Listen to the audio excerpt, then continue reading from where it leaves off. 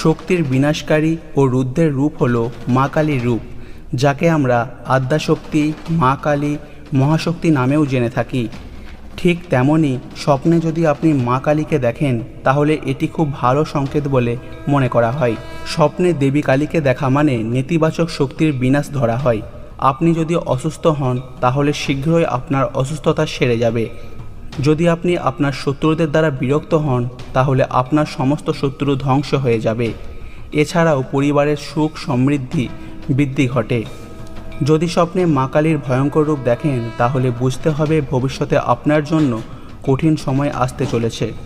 যদি আপনি স্বপ্নে মা কালীকে অসুরের সাথে যুদ্ধ করতে দেখেন তাহলে আপনাকেও ভবিষ্যতে এই রকম যুদ্ধের মুখে সম্মুখীন হতে হবে, আর এই যুদ্ধে আপনারই জয় হবে। যদি আপনি স্বপ্নে মা কালীকে একটি মন্দিরে দেখেন তবে স্বপ্নের শাস্ত্র অনুসারে এই স্বপ্নটি খুবই ভালো স্বপ্ন মনে করা হয়।